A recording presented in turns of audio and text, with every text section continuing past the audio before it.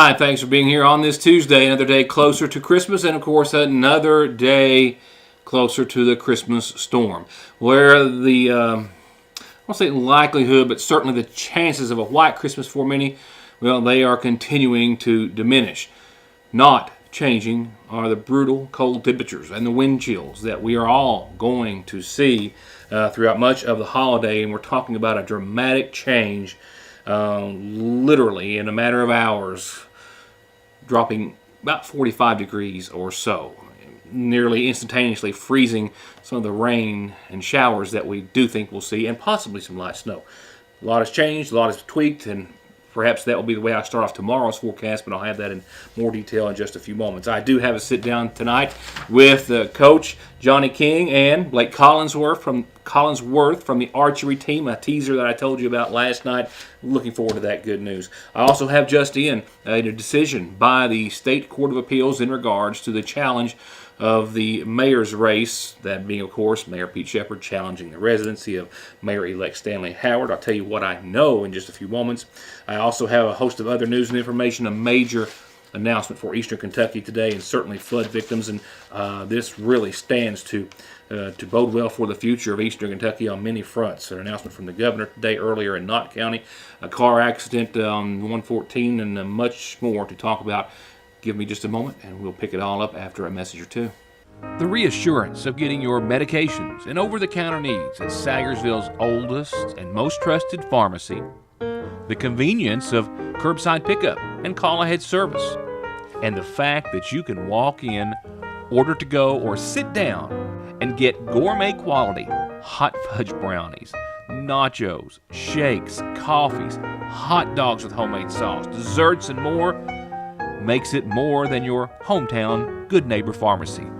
It's a destination in downtown Sagersville, Fraser's Prater Drugstore. It doesn't get any sweeter than that.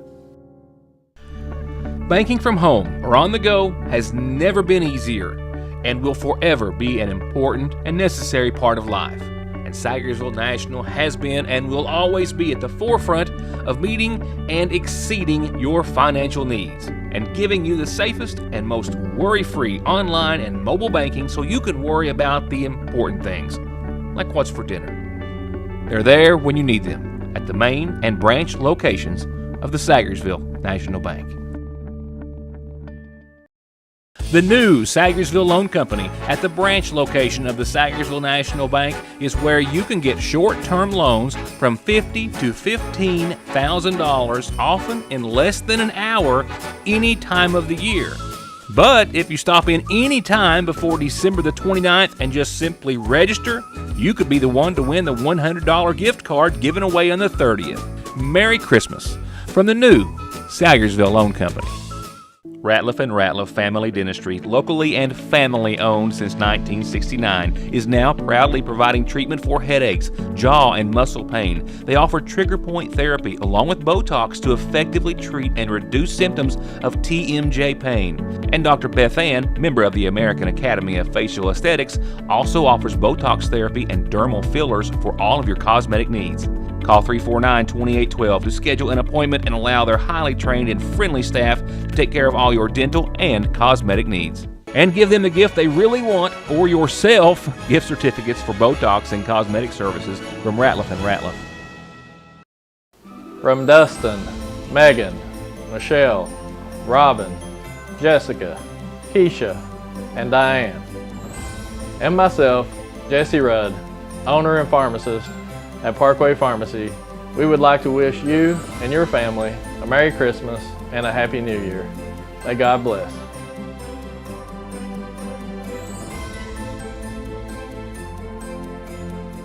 Right now I have a camera covering the Montgomery County Fiscal Court meeting just across the way. A few special presentations being made there. I also know that Judge Wireman is going to as well discuss warming centers, which are going to be opened up pretty much, I think, in every Kentucky county by and large, or most every Kentucky county, in lieu of the weather coming. And we'll have more details on the community center and when it's going to be opened, and everything that I can share for you, and possibly others, on tomorrow night's program, out and ahead, of course, of the big weather event and coverage of the fiscal court meeting.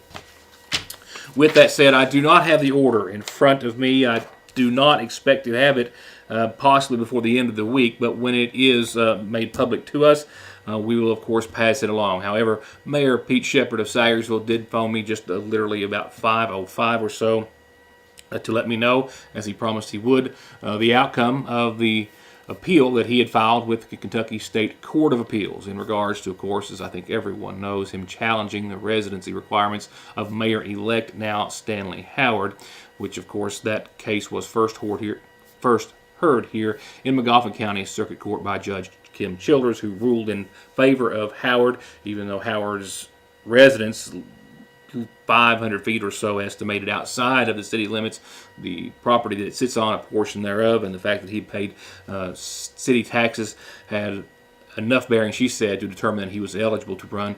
And that verdict was upheld today, just earlier this afternoon, in Kentucky's Circuit Court of Appeals. I did not ask, just now thinking about it, Shepard his intent, if any, to go possibly to another level in the court system or not. He just simply indicated that that was the appeal as was stated by the Kentucky Court of Appeals. And again, when we have the actual order, I will pass that along to you with some more detail on the matter. A two-vehicle crash happened earlier today. From what I could understand, no life-threatening injuries were sustained. Two vehicles, both traveling westbound at red light number 4 here in Sayersville, collided at the red light. A small delivery van appeared to have been struck in the rear by an 18-wheeler pulling the concrete embutments that you see. The driver of the delivery truck still inside upon arrival of emergency personnel, and I believe the only one taken from the scene by ambulance for what was considered to be non-life-threatening injuries. Local authorities were investigating, and it appeared as though no other vehicles or individuals were involved. Time did not allow me to travel to Knott County earlier today, where the governor and a lot of other officials and dignitaries and people from several communities all convened for a major announcement earlier today. Governor Beshear unveiling a vision for long-term recovery for Eastern Kentucky that will start with a, appropriately so, high ground opportunity in Knott County, as he put it, announcing an action plan for rebuilding. The governor saying that the initial building site located in the community of Talcum in Knott County, that's near the Knott and Perry County line, is going to sit on an initially secured 75 acres with the ability to expand to hundreds and build new homes with many new amenities for Kentuckians who lost theirs due to flooding and other natural disasters. The site is in the community of Talcum, just near the Perry County line. And this is the first of several locations that we've been working with, but the first one that has come to fruition close enough to make this announcement. The state is currently evaluating properties in 4 counties, Perry, Knott, Letcher, and Breathitt. These counties account for about 75% of the homes lost to flood damage. We're looking at a lot of great ideas for this Knott County location. Ideas that include small and medium and large lots for homes, senior apartments, parks, and recreation space for our families. We hope maybe even an elementary school, all surrounded by wooded areas so we don't lose that great outdoor space. It is an incredible property, one that offers hope to this region and to our families. And it's made possible by the kindness of Sean and Tammy Adams.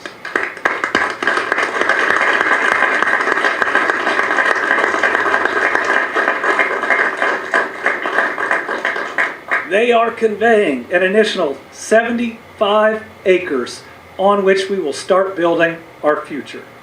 There will be additional acreage available to the state, up to a total of nearly 300 acres for us to potentially develop. And Sean and Tammy have even suggested a name, the Olive Branch Community. It's in Knott County, but it's close to our hardest hit communities. The Team Eastern Kentucky Flood Relief Fund is committing $600,000 in funds to build 8 new homes in a partnership with the Housing Development Alliance and Homes Incorporated, $75,000 per home for the building materials. Others volunteering, I believe, their services to build the homes. The governor also announcing a new partnership with the Foundation for Appalachian Kentucky to assist flood survivors with their home repairs.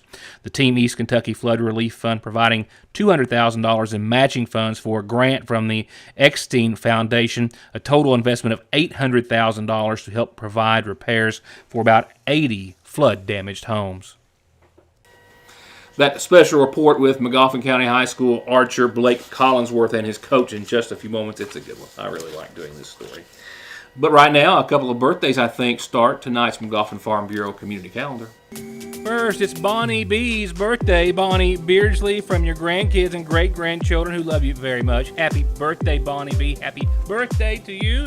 And Bonnie Sue Wireman called in from a little far out of town and said, please wish my boy a happy birthday. And here it is, Zachary Wireman. Happy birthday to you, too. Going on in the calendar, a couple of quick reminders. The Water into Wine Food Pantry has one more regular commodity day this month, and it is tomorrow, 9 till 11:30 over at the Lakefront Church of God. And it's also time to recertify everyone, all the customers, because the first of the year is coming up. Stop by or call them at 349-6301 to do so. Call me whenever you have a calendar announcement that you would like to share, a birthday or anniversary as well, and we will most certainly pass that along to you. I actually see a birthday that I missed to Eddie Poe.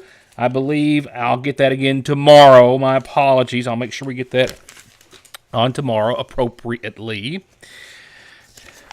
on tomorrow's community calendar.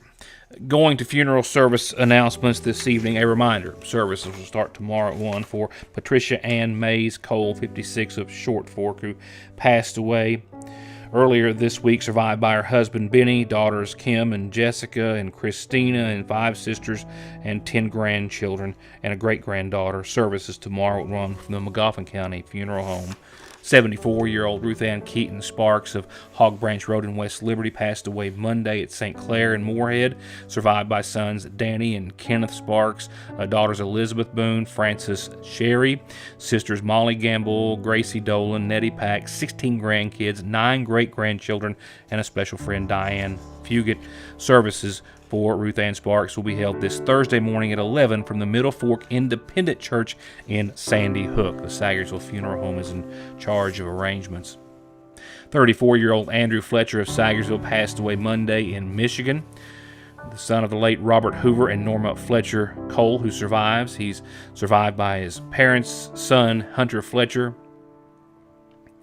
of Michigan, daughter Barbara Jean Fletcher, 4 brothers, and 5 sisters, with services to be held this Thursday at 1 from the Church of God's Grace. Burial will follow in the Cole Family Cemetery at Sitka. The Magoffin County Funeral Home is in charge of arrangements. Arrangements incomplete at this hour for 82-year-old Alice Jane Mangrum of Licking River Road in Sagersville. She passed away earlier today at her home.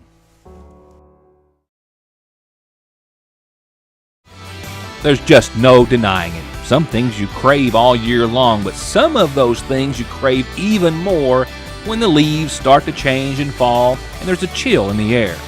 And our famous fresh-baked chicken pot pies are at the very top of that list. They're a warm, tasty, delicious snack or a meal in its own perfect little box at your Sagersville Lee's Famous Recipe. Santa's coming, and he's bringing tires and wheels, and he knows just where to get them. Conley Tire in Staffordsville next to Foothills and ConleyTire.net. Come in or click and save $100, even $200 on a new set of Goodyears and other big discounts on all the big names. They've got wheels, tires, lift kits, and all the service and repairs you need, and 6 months no interest is perfect for the holidays. Conley Tire in Staffordsville.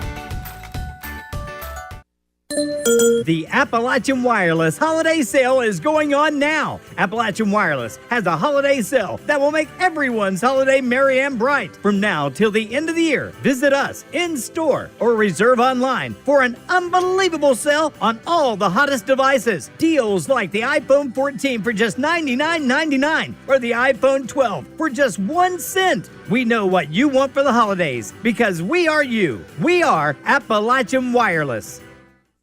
There where every day starts, it's made, and it ends.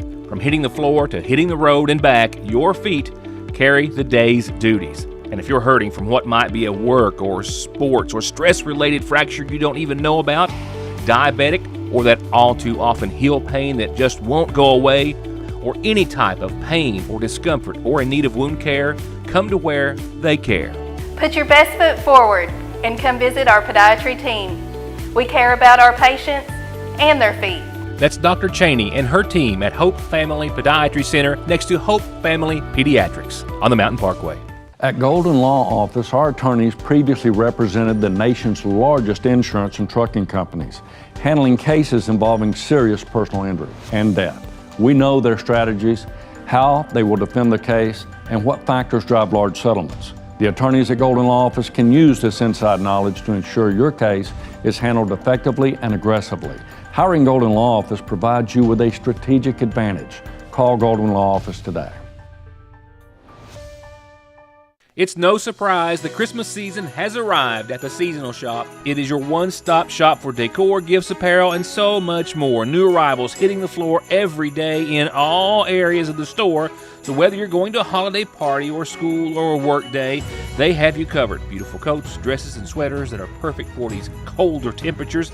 And they've got a large selection of fun Christmas shirts and sweatshirts and the accessories, of course, that you need to match.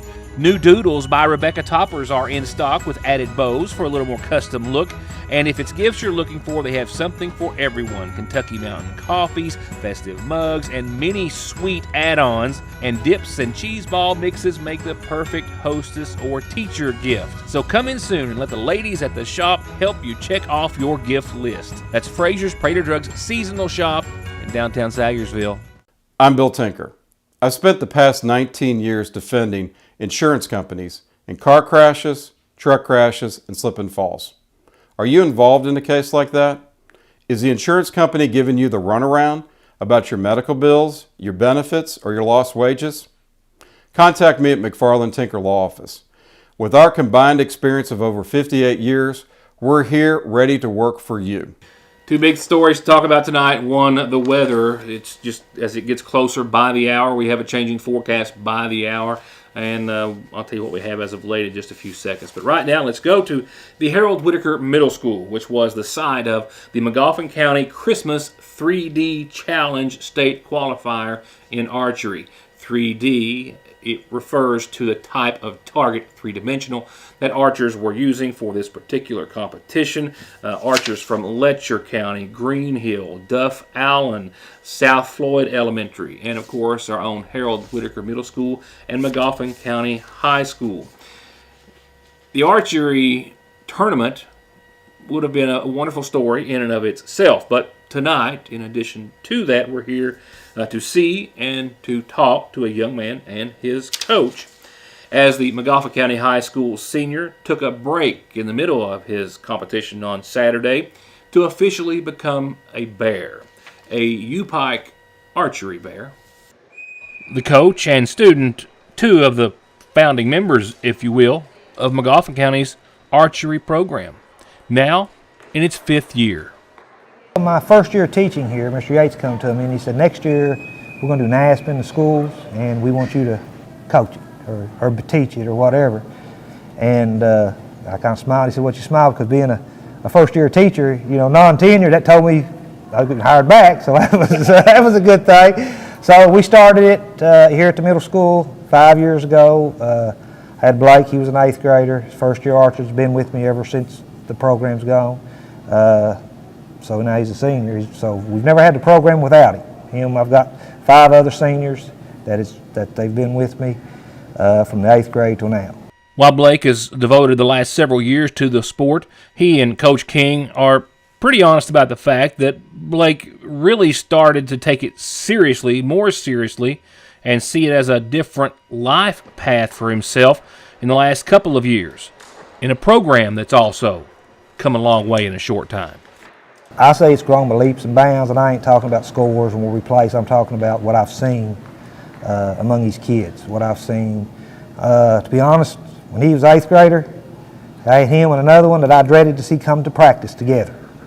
I could handle one, but I couldn't handle it. It was hard enough to handle both of them together. And then as a freshman, calmed down, and as a sophomore and junior year, he just like flipped a switch in him. We went last year and we shot in the gauntlet.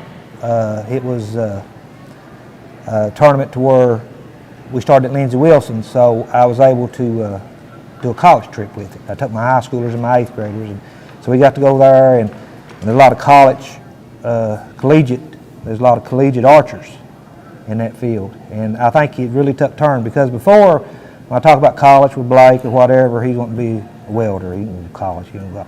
Last year, something changed, and I don't know if it's from being in competition, because he got to talk to these archers and see what kind of bows that they've got to use and all that stuff, and I think it sparked an interest in it.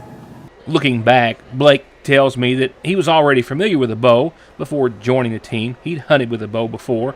Admittedly, he said, not the best, and admitted that he may have actually had an ulterior motive for joining the team in the first place, but soon after saw it and his potential. Well, I kind of just thought it was something to do. I wasn't any good at any other sports, and I got started in archery, and whenever I got started in archery, I started out like a lot higher than everybody else on the team. Like, I mean, my scores was higher than everybody's, and I was like, well, I might be pretty good at this. And then after a little while went on, my scores progressed and got better. And then around at the end of the archery year last year, at the last of the year there, me and 2 other of my buddies, we was good enough to qualify individually to go to the state championship, and we went and done all right there. At what point did you start to think that this might be a thing to take you on college? Well, I didn't really know nothing about the college in it until probably about, what do you think, about my freshman, sophomore year? I didn't really pay no attention to like the college. I just liked doing it because I was good at it. But I didn't really know much about like competitive archery, like with like college and stuff. I just didn't know nothing about it. But more like my junior and sophomore year, I just turned everything on. I was ready to go. All this from a young man with as much passion for archery as he has for his future afterwards, which he saw archery as a key to.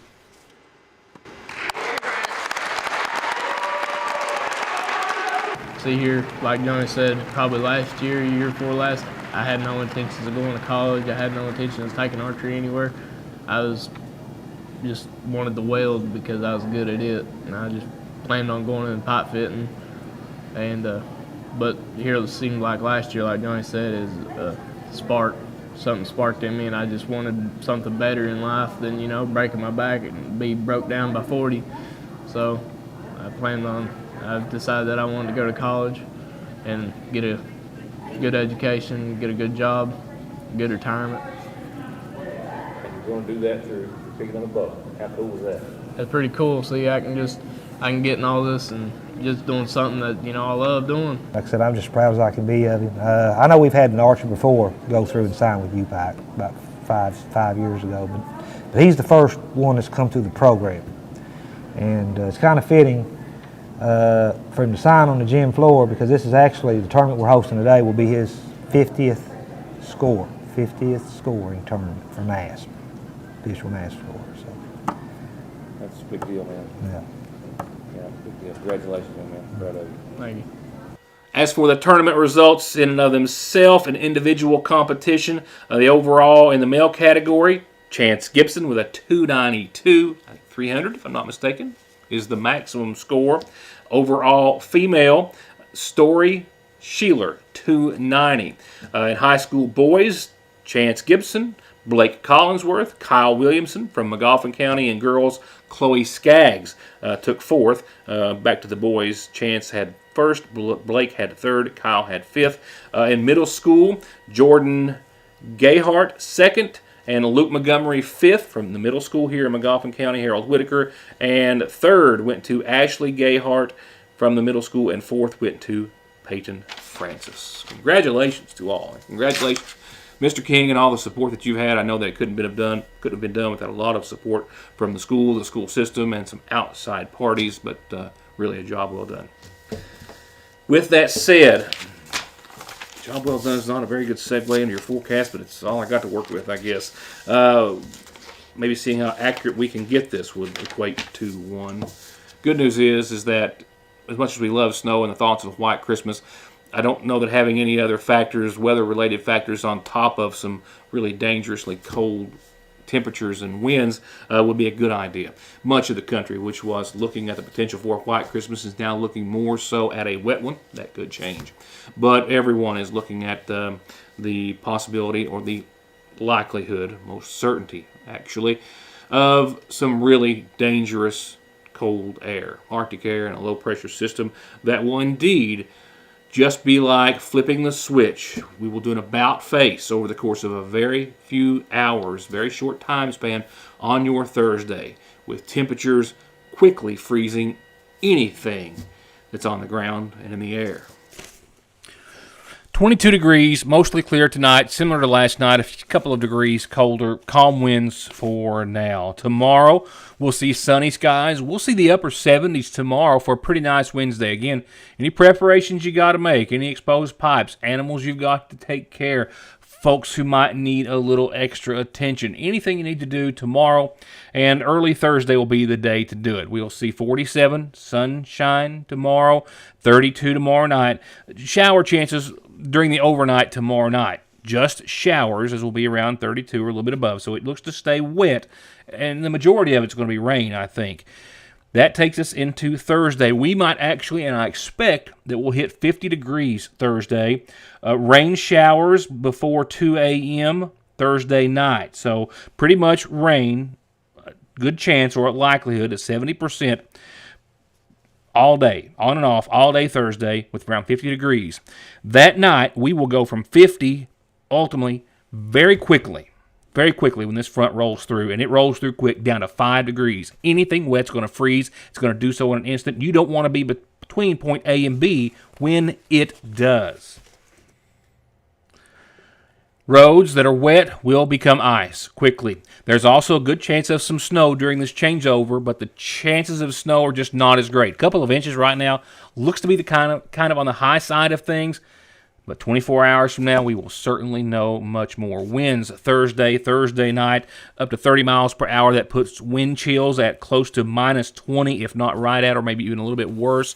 That's the real danger. We've got 5 degrees with 30-mile-an-hour winds Thursday night. And look at Friday, 10 and 3 with a 30% chance of some lingering snow. Clouds are going to hang on. Yes, the day before Christmas Eve, 10 degrees and 3 for your high and low. Christmas Eve on your Saturday, 15 and 2. Yes, 15 and 2 for Christmas Eve. A few flakes possibly left, and then not much better temperature-wise on Christmas Day. The sun will make it feel quite a bit better, certainly, when we hope to get to the low 20s Christmas Day on Sunday. Nighttime lows will still be dangerous and still in the single digits. Who's not to say we might see some negatives, real temperatures out of this thing Saturday, maybe even Christmas night. Monday, we start to pull out of this brutal Arctic air, just above freezing for the daytime high. That'll feel like a warm-up.